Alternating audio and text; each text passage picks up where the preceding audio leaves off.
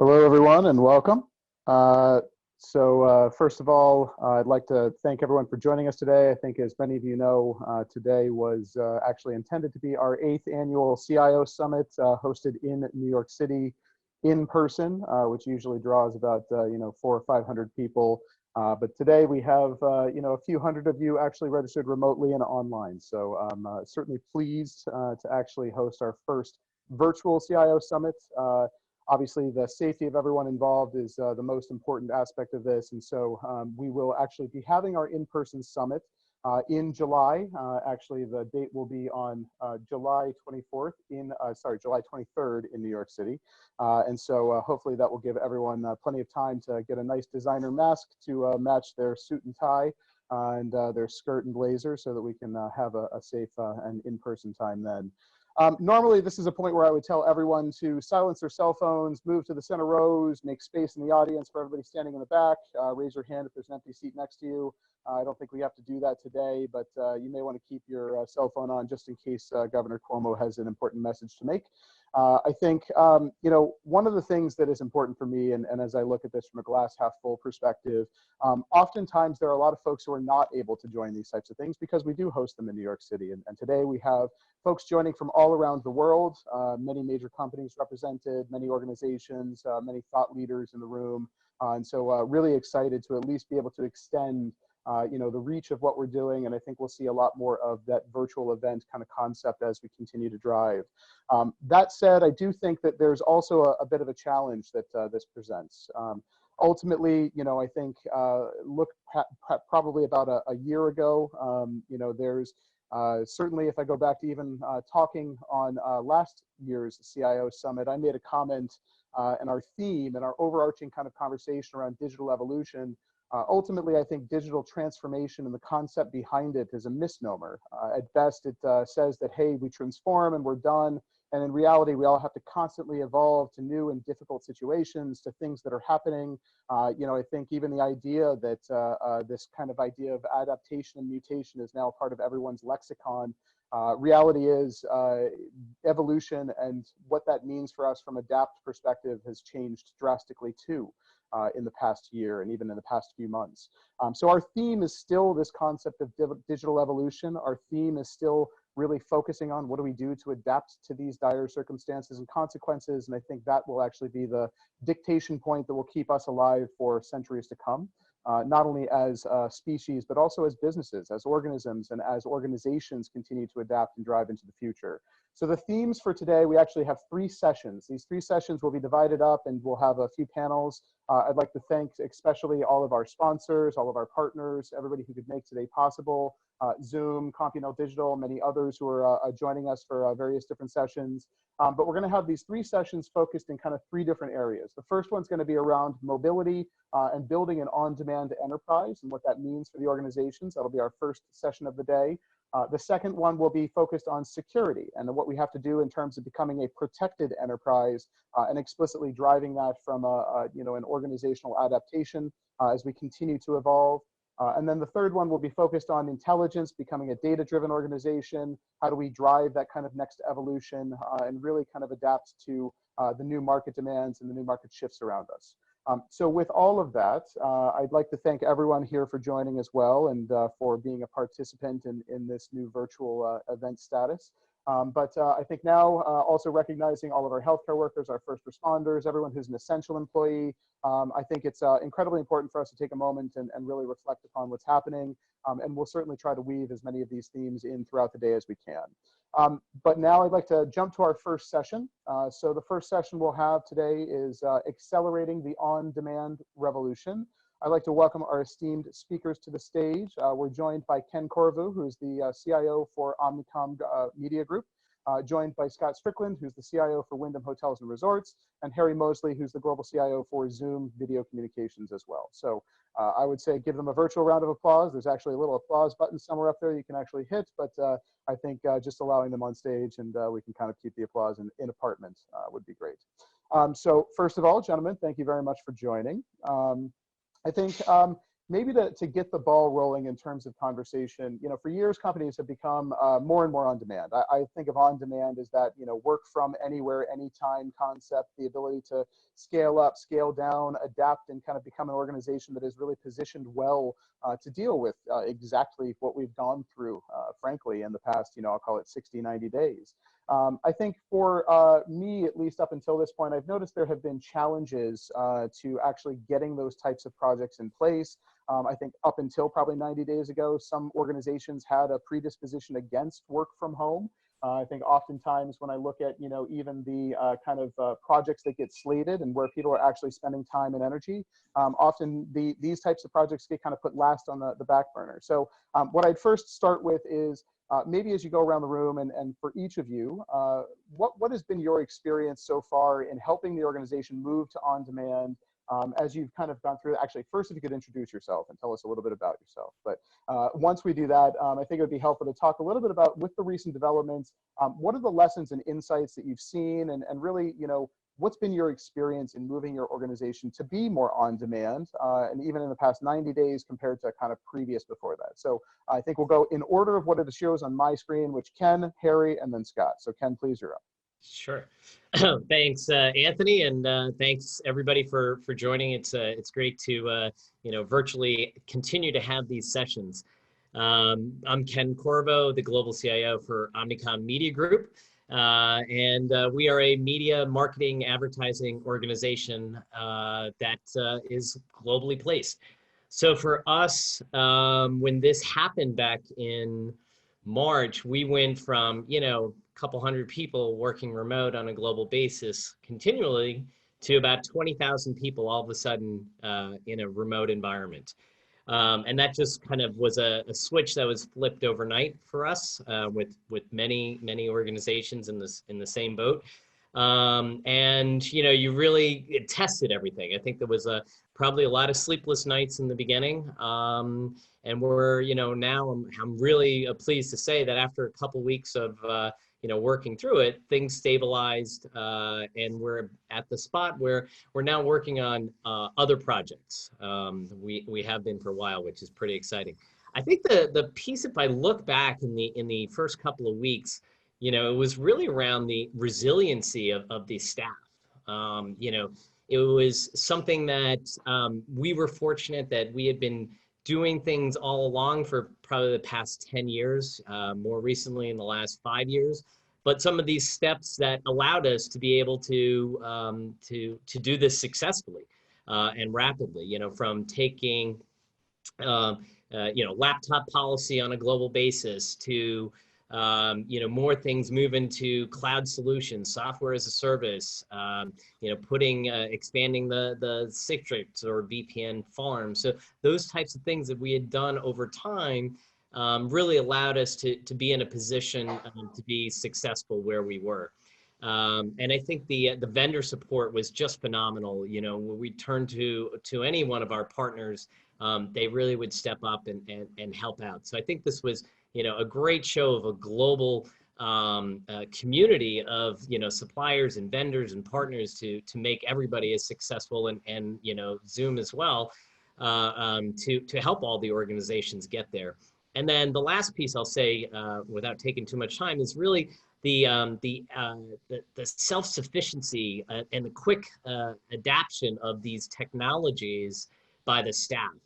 That was, we were in the spot where, some groups were embracing some things and other groups weren't. But I think this catapulted everybody, and we just saw the embracing of these technologies and the self-sufficiencies of our employees really increase. Great. All right. Sorry for disappearing on you there, Anthony. I guess you were trying to figure out what the hell's happened to Harry. It was. I was concerned. So I'll come back to that in a moment. But nice to see you, and thank you for hosting this morning's event. And nice to see my friends Ken and Scott as well. So Harry Mosely, Global CIO for Zoom Video Communications. Talking to my wife last night, she's also in tech, and she is absolutely right. This is not working from home. This is living at work.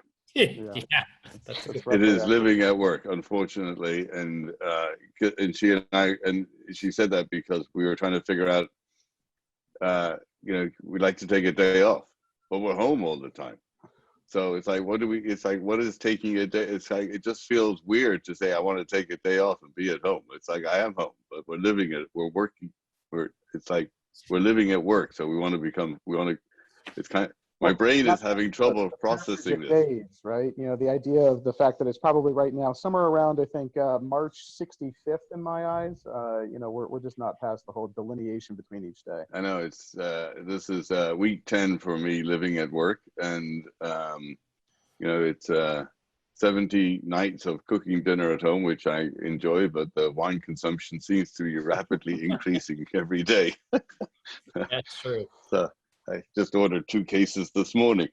But anyway, so the on-demand, I mean, look, everybody knows Zoom, so that's great. And it was kind of fascinating. I often reflect about the journey that we went on. And it started, I think, Tuesday, March the 3rd, where on the management meeting that morning, we talked about, let's just give people the option in the San Jose office, the option to not come to work if they don't feel comfortable because of coronavirus. That was like around about 2 p.m. Eastern time. So call it 11 a.m. Pacific time. By 5 p.m. Pacific time, the San Jose office was closed. Wow. Everybody was like working from home. By the end of that week, we had literally closed either the vast majority or all of our offices globally, 18 of them. And for some, it was an easy transition. For others, it was relatively hard because, if your spouse, significant other is also working from home, and now you got the 2 kids home from school, and they're doing, online classes, and both of you guys are working, who's looking after the kids? And it's and then you don't have the physical space. So I think that some people struggle, but I think by and large, people have found a way to make it work. I think there are a number of people on the planet today, not just Zoomies, but sort of generally people who are, found working from home is actually, if you can put the right disciplines in place, a dramatically better experience than the notion of going to the corporate office, wasting time driving, getting on and in the future, sort of the notion of getting on a crowded train or a crowded bus. I don't think people are going to be wanting to jump on the New York City subways anytime soon. Sure. So that's being kind of interesting. So, but we'll probably talk more about that in a moment. So I guess maybe one quick question for you, Harry. For you guys transitioning to be work from home, I assume it was fairly easy. Was that a cultural thing, though? I mean, was there a breakdown or somewhere where there was some resistance, or was it just natural?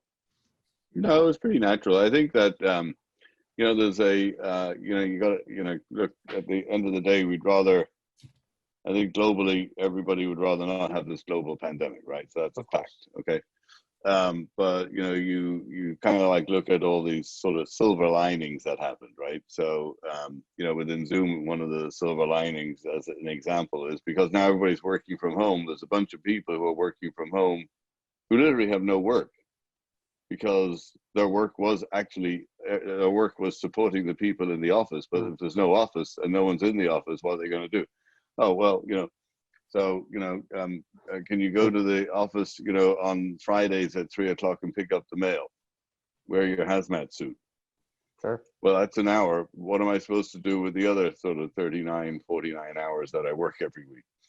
And so what we did actually, and it's kind of fun, is there's a bunch of people who sort of fall into that category who are now performing different tasks and supporting different parts of the company. Because as everybody knows, we had this explosive growth driven by, giving software away to the K through 12 schools. So we have over 100,000 schools in 25 countries using the platform, which is pretty cool. And then we had explosive growth in governments around the world with like the UK Parliament as an example, and various other clients who sort of jumped on it. I think that, sort of, when I talk about clients and sort of on demand, And I think, Ken, you touched on it a moment ago, which is, it's like most of them, just sort of, they just did it. I mean, there's, I can't mention names, but there's one client I know where, 55,000 people overnight working from home on Zoom, boom, done. Another organization, 150,000 people globally, they deployed Zoom over a period of 5 days, and boom, they're all working from home. And what I hear back on a consistent basis from clients and is that they are finding that their people are actually more productive in this work from home than they ever thought possible, including working in the office.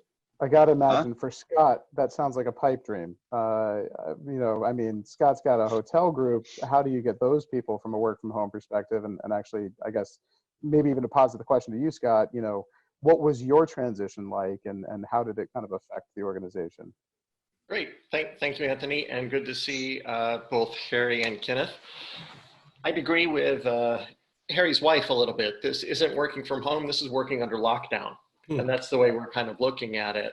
The transition for us, we traditionally had a culture that was work from home resistant. So Wyndham Hotels and Resorts is 9,300 hotels worldwide, the largest hotel company by number of hotels globally. Not against necessarily working from home, but hadn't tried it out, hadn't gone there. Luckily, over the past 3 years, we've been implementing a set of tools, including Zoom, including cloud-based storage, including the standard email that's based in the cloud, that when the time came, we were able to execute that transition in about a week or so. We have 14,000 employees globally, and we were able to execute the transition. Now, obviously, given the nature of our industry, we're not able to serve our guests if we're at home. So there are a number of people who still have to be in the hotels, of course, to be able to serve our guests and our franchisees. For them, safety is always the most important. So now to touch a little bit, I think, on the key questions, what did we find? The original cultural resistance was quickly overcome by the real world reality. And it was one of the fastest change management curves we'd ever gone through. Instead of it being the valley of despair and everything, that valley of despair was about 2 hours while people flirted with new Zoom backgrounds and then got it figured out. And then we were on the plateau of productivity. Secondly, we saw that the consumerization of IT actually helped us. Sometimes consumerization of IT is the bane of our existence, because people are coming in and they're bringing in new tools. But what it showed us is our end user base was familiar with some of these tools. They knew how to do some of this. They knew how to use their cameras. They knew what cloud storage was, and they were able to adopt these very quickly. And then thirdly, to build on something Kenneth said earlier, we found that most of our vendors fall into the hero category, and they've been willing to invest with us and to work with us and to provide flexibility. However, some of them are in the villain category. Yeah, I agree with that. Yep. And I have my list. That's exactly, we've got the list. We're checking it twice, aren't we? Exactly, yeah. So I would encourage vendors who are out there, what does it mean to be a hero or a villain? A hero doesn't just mean you're giving us money. No, it means you're offering license flexibility. It means you're offering education sessions. It means you're offering deferred billing as we all work through this crisis. Yeah. And are saying, we'll worry about the contractual terms later. Here's the licenses that you need. Absolutely. And I got to say, that's what's been great with Zoom and the experiences that where we've needed, that flexibility. You just read about it. So, a little plug and a thank you, Harry, on the team over there. Pleasure. Happy to help. And one just piece that Harry said to add, I have to say that the ability to have video calls with my team on a global basis. I mean, we used to have regional meetings or, once a year or every other year, whatever that was. I've had more meetings, more engaged meetings visually with this type of technology than ever have. I mean, I'm meeting team members I didn't even know existed out there. So, yeah. I think it's phenomenal. You have to get everybody to turn on their camera, but it does make that conversation much more engaging. So I think this broke down those walls where people are like, oh, I don't want to be seen on camera. It's really made a difference. There was a great article in the New York Times recently. I don't know if you guys saw it. And I think the headline was, social distancing, you must be joking. I know more about my colleagues than I ever thought possible. I've been in their living rooms, their kitchens, their dining rooms, their bedrooms, their bathrooms, their gardens. I know I've their seen their spouses, kids. their significant That's others, right. their kids. I've Their met their dogs, dogs, their their pets. cats, their Yeah. snakes. Quite fascinating. I have a question though, which I'd like to throw out, which is be interesting to get the perspective. I've got mine, and the question is, what if this had happened? Sort of, let's go back 20 years ago. No cloud. Even Oh 10. my Even back God! 10. Yeah. I mean, Right? honestly, I'd be bored. Go back to 1918. What were people doing? Honestly, I mean, at the end of the day, I think there's a lot of silver linings that we can look at, and one of them I think you guys are really hitting on, which is the fact that and I saw someone who said that and again, I'll vilify the term digital transformation because I think it is a useless term. I think it's better to call it digital evolution because it's more representative of we have to constantly change where we're going. But somebody said this is 2 years of digital transformation that happened in 30 days. Yeah. And the reality is, I think, never waste a perfectly good crisis. And I think it's a good point, Harry. What would we have done without cloud? What would we have done without any of these collaboration technologies? What if we were still back in the day of, trying to get a Cisco telepresence room to work, let alone, we'd be like, our heads would be in the sand like an ostrich. It's like we wouldn't we'd know be a what's lot going more on. bored. We'd be a lot And we would have more spent an bored. awful lot of time on phones, and That's right. would be and very stressful, I might add. Very, Yeah, very there you stressful. go. Yeah. Oh, what's that? Landline, Scott, what's that? I know, it's crazy, isn't it? It's crazy talk. I keep it here just in case. So I have one other quick question, but then I do want to open up to audience Q&A. So if you do have questions, feel free to lob them out, and we'll kind of get to those in a moment. But maybe just if I could ask for what I'll call a real crystal ball assessment. If I look 5 years from now, what do you think is kind of the situation that we're in from an on-demand workforce perspective? Did we learn lessons from this and now we've embraced them and now we actually have taken them to heart? Do you think that basically in a year from now, a lot of these lessons are going to be forgotten and we're going to have mandatory board meeting in person, have to travel across the country for half hour to kiss the ring kind of a thing? Or what's that bold 5-year prediction? And I'll start with you, Scott. okay. So before you answer, Scott, just remember you're being recorded, and I know Anthony. 5 years to 5 years this from day, now, I will bring you back he's on the going to play panel it back we and say, will "This talk is what about you it." said." So Absolutely. just remember that. That's a great point. Thank you, Harry. Now you're going to get a watered down answer. Thanks, Harry. I think there's dramatic implications on commercial real estate as people look at us and realize how many people do I need in a building. We, in our Parsippany campus, for example, we had 2 buildings, and coming out of this crisis, we realized that we can work from home and we're going to consolidate to 1 building. That's just 1 company in 1 location. And if I try to extrapolate that globally, that's my first prediction. Oh, thank you. Yeah, and it'll be a much smaller environmental footprint as well, Harry, Sure. as we do that. And we move into 1 LEED certified building instead of even 2. So that'll make a big difference. I think also, as we look at this, we're making do with what our laptops come with. I think there'll be the equivalent of a Zoom room or the old school Cisco decks or something where we'll upgrade and we'll say, if we're going to set up a work from home environment, we're going to do so in a way that's going to be more professional and make us more productive. I'm not sure what those tools are. Kind of a thing, Yeah, is it a VR? Yeah. Is it the holodeck? Is it something like that? I don't know. Yeah. But there's some next phase evolution beyond your built-in laptop camera and a speaker. I think that makes sense. Ken, I'll ask you, can I get one crystal ball level prediction? Well, I think the desk phones will go the way of the buggy whip. I think I definitely think Scott's going to hold on to his with his cold dead hands. Yeah, I haven't missed mine. I haven't missed my desk number. We use a lot of Teams chat also, like the video chat, calling, and that internal stuff. So I think we'll see that shift. And what does that mean when people come back to the office? And the other one quick thing though that I think is a piece we're gonna have to figure out. Depending on what that future looks and all this remote workforce now.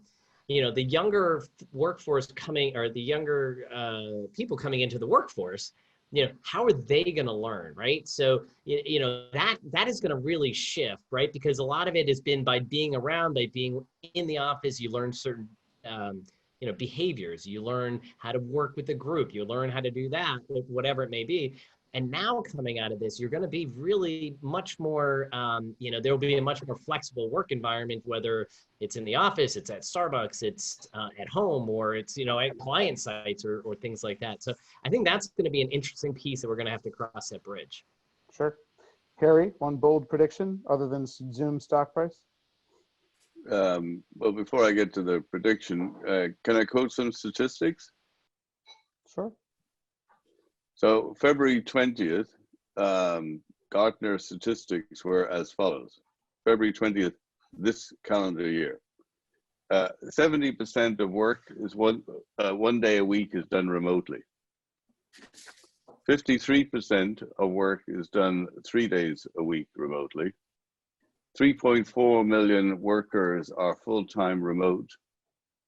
And greater than 50% of knowledge workers will work remotely by 2027. Well, Gartner may not always be right. That wasn't a criticism of Gartner in any way, shape, or form. I know. That was not the intention. Honestly, it's impossible. But literally overnight, or maybe over 30 days, all those statistics went to almost 100%, except for some people whose jobs, like healthcare workers, who were very fortunate to have, and in restaurants and supermarkets and pharmacy. Thank God for those people.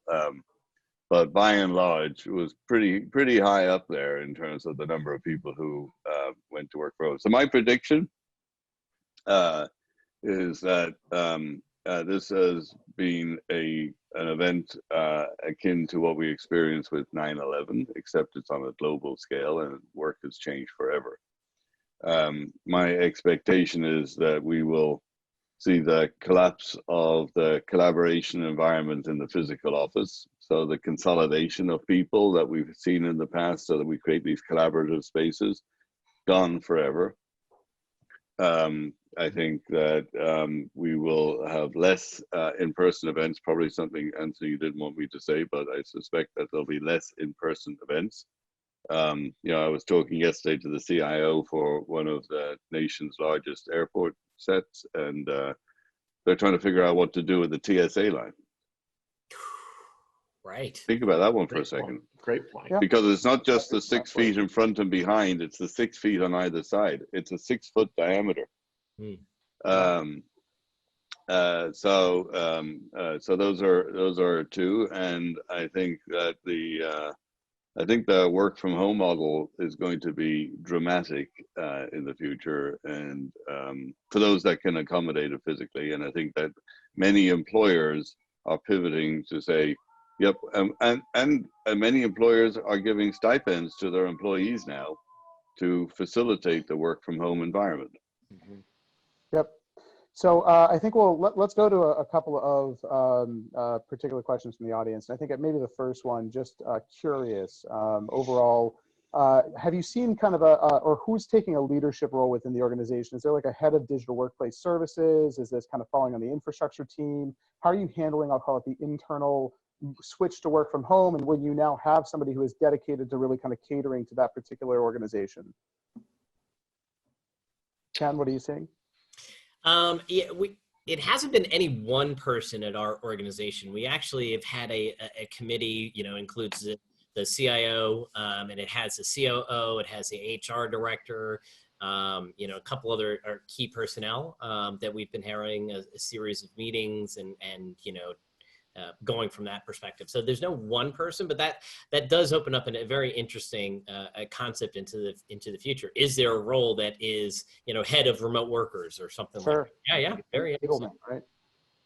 Scott, I'll ask you, since you brought it up, in terms of villains and heroes, can you give an example of a villain strategy that came from one of your suppliers? Obviously no names, but sure.